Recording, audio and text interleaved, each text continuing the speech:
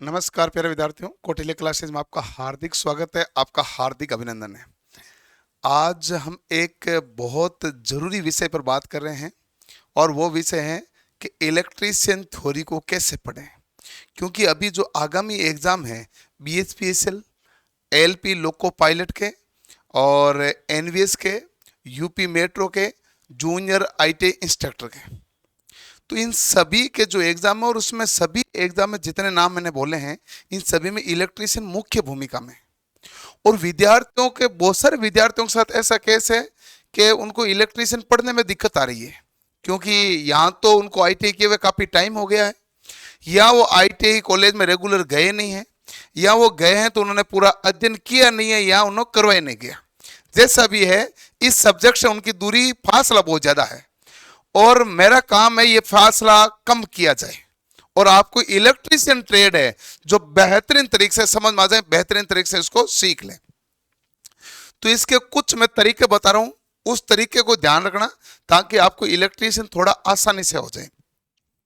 और सबसे पहले आपके जो कॉमन है ना, जो आपके कई बच्चों के डाउट हैं कि सर मैं पढ़ता हूं तो मैं भूल जाता हूं और मेरा नंबर नहीं बढ़ रहे, क्या करूं, ये सारे कॉमन डाउट रेगुलर मैं हैंडल करता हूं, क्योंकि मैं हर एक ऑफलाइन बैच में डेली के 9 से 10 घंटे की ऑफलाइन बैच में क्लास होती है और सभी में इलेक्ट्रीशियन पढ़ाता हूं। सभी आईटीआई के विद्यार्थी हैं, 95% आईटीआई विद्यार्थी हैं, 5% से 10% के बीच मान लो, लेकिन ज्यादातर 5% बच्चे हैं जो आईटीआई के साथ साथ डिप्लोमा भी किए हुए हैं। तो उन्हें तो थोड़े डिप्लोमा वालों को तो अच्छे से आराम से समझ में आ जाती है, जो केवल आईटीआई किए हुए हैं उनमें विशेष प्रॉब्लम है। जब आप कोई भी टेक्निकल पढ़ते हैं सब्जेक्ट, टेक्निकल पढ़ने के लिए आपको सबसे पहले पढ़ना पड़ता है बेसिक कॉन्सेप्ट। सबसे पहले क्या पढ़ना पड़ता है? Basic concept. अब आप कहेंगे सर बेसिक कॉन्सेप्ट का मतलब क्या है? बेसिक कॉन्सेप्ट का मतलब है जैसे बीएचपीएसएल के एग्जाम है, उसमें सीधा फाइनल ईयर का सिलेबस है, तो सीधा फाइनल ईयर पढ़ने में जोर आता है, लेकिन उससे पहले बेसिक कॉन्सेप्ट देखना है। ऐसा नहीं कि आपको फर्स्ट ईयर पूरा पढ़ना ना, बेसिक कॉन्सेप्ट जो अपने फाइनल ईयर का सिलेबस में काम आता है, या वो सारे कॉन्सेप्ट सीखना जरूरी है जो अपने आगे टेक्निकल पढ़ते समय काम आते हैं, उसी को कहते हैं बेसिक कॉन्सेप्ट। जैसे रेजिस्टेंस का क्या कॉन्सेप्ट है, इनका संयोजन क्या है, इनकी वैल्यू कैसे कम ज्यादा होती है, इंडक्टेंस का क्या है, कैपेसिटेंस का क्या है, वोल्टेज का कॉन्सेप्ट क्या है, करंट का कॉन्सेप्ट क्या है, बेसिक्स लॉ जैसे ओम्स का नियम क्या है, केवीएल का नियम क्या है, केसीएल का नियम क्या है, ये सभी हमें थोड़े से बेसिक कॉन्सेप्ट को समझना जरूरी है। अच्छा, केवल हम ऊपर से पढ़ के काम चल जाएगा ना जी। दूसरा एक इंपॉर्टेंट जो थ्योरी के साथ में ध्यान रखनी पड़ती है, आपको सबसे पहले जैसे ही एक चैप्टर पढ़ा तो चैप्टर की आपने थ्योरी पढ़ी, थ्योरी पढ़ते ही इसके साथ में जब पढ़ते हो तो नोट्स बनाना आवश्यक है।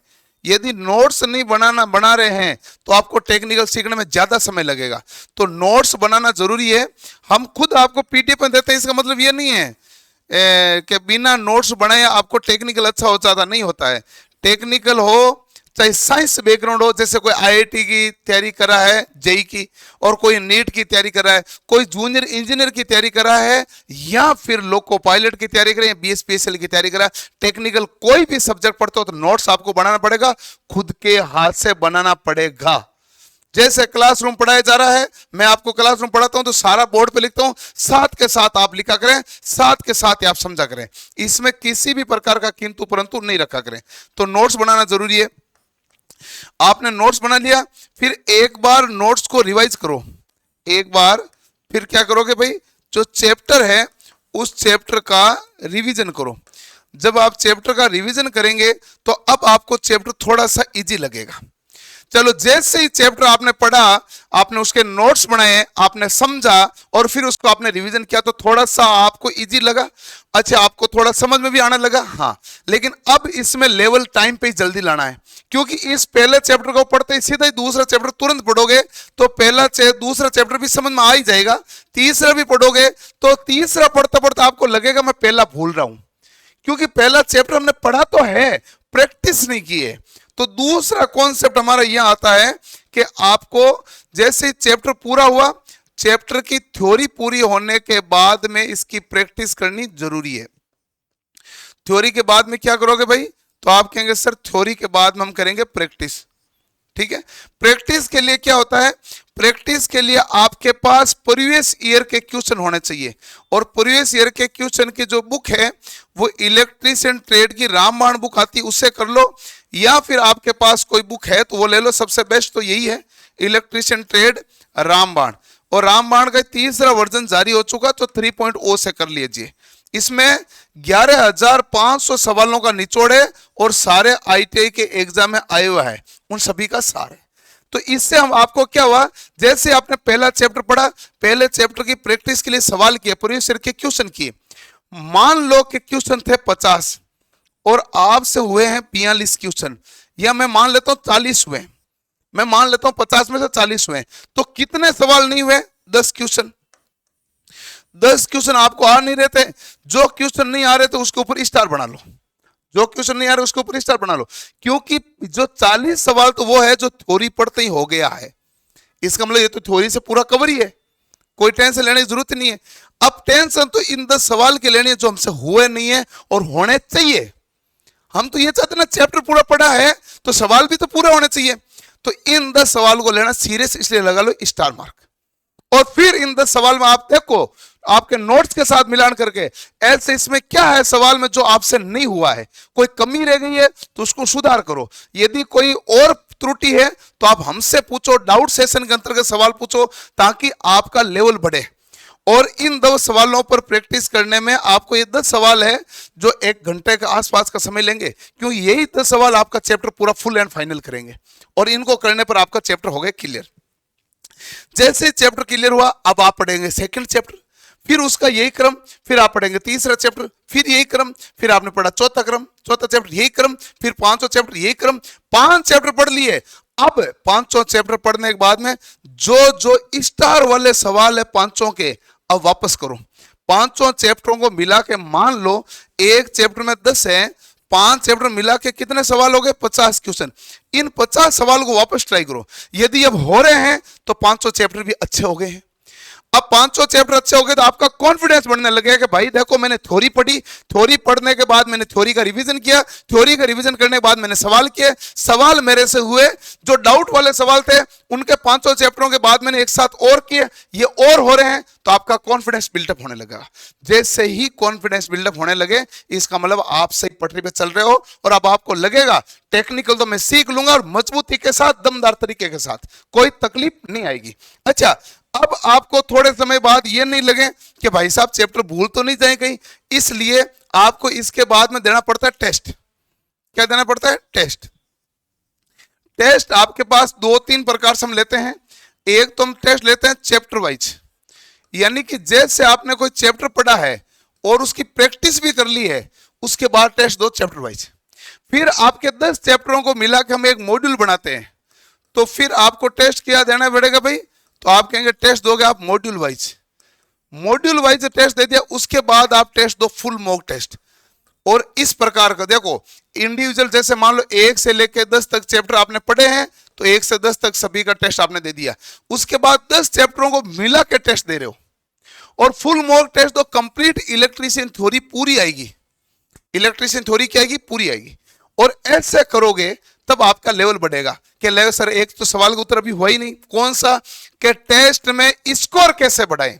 यही है जो प्रैक्टिस के समय लॉजिक बताया था, वही लॉजिक लगेगा।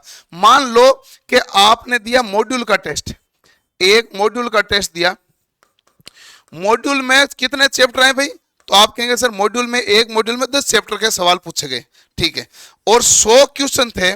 100 क्वेश्चन में मैं मान लेता हूं कि आपसे 82 क्वेश्चन आपने अटेंड किए, मैं अभी मानता हूं 10 चैप्टरों को। 82 में आपके पास क्या हुआ कि भाई देखो 7 तो हो गए गलत, और 20 है जो अनअटेम्प्ट है, अटेम्प्ट ही नहीं हुआ। अब ये जो 27 सवाल है ना आपके, यही आपको मेहनत करने पर आपको पार करेंगे, नया पार करेंगे। पहली बात तो ये 7 सवाल ऐसे कौन से थे जो आपको तो लगा इसका उत्तर ये होना चाहिए था, लेकिन ये उत्तर नहीं है, तो इन 7 सवालों पर आपको पूरी रिसर्च करनी पड़ेगी। रिसर्च करने के लिए क्या करना पड़ेगा, आपके नोट्स में है, नोट्स है, आपके पास सवाल है, डिटेल सॉल्यूशन है। आप देखो कि आपने पढ़ा, इसमें क्या कमी रह गई है, आपने पढ़ते समय गलती कर दी है, आता हुआ सवाल गलत कर दिया, या कॉन्सेप्ट है जो मिस्टेक रह गए, क्या मामला रहा। तो ये जरूर आप देखो और समझो। पहला तो ये, ठीक है। जैसे ही आपने ये समझते हैं, उसके बाद आप करें ये 20 सवाल क्या है भाई हमारे पास, अनअटेम्प्ट, यानी कि ये हमसे हुए नहीं है।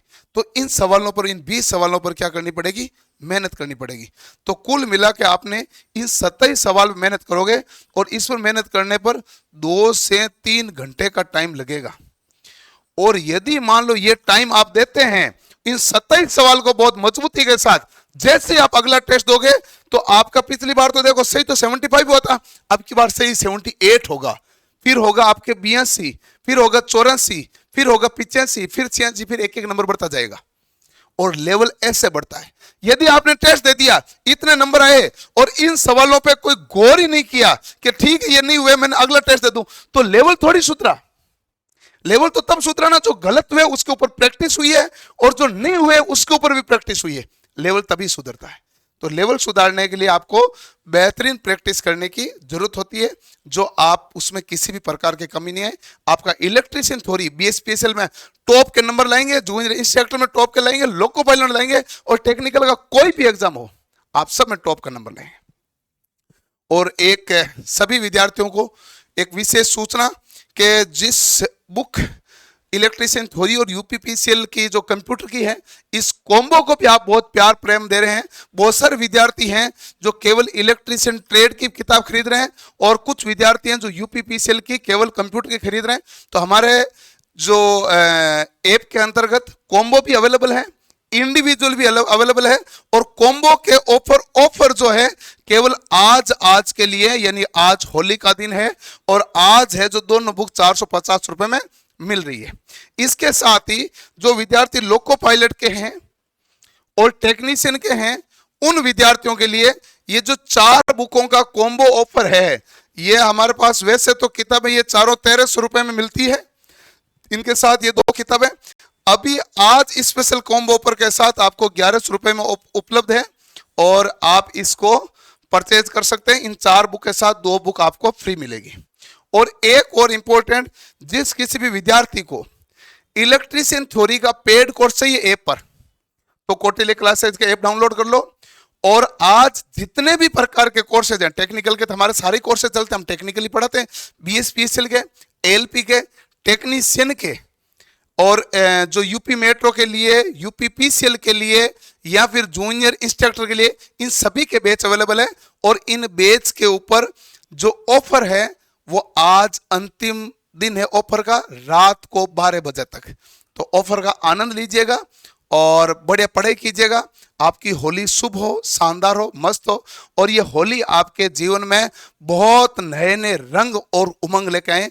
इसी उम्मीद और आशा के साथ आपका साथी महेंद्र पिंडेल, जो आपसे संवाद करता हूं, आपको इलेक्ट्रीशियन के बारे में बताता हूं, और इलेक्ट्रीशियन की लगभग रेगुलर क्लास मेरी यूट्यूब चैनल पर होती है, और इसमें आपको एक एक सवाल इस प्रकार पढ़ाता हूं कि आपको आसान हो जाए थ्योरी।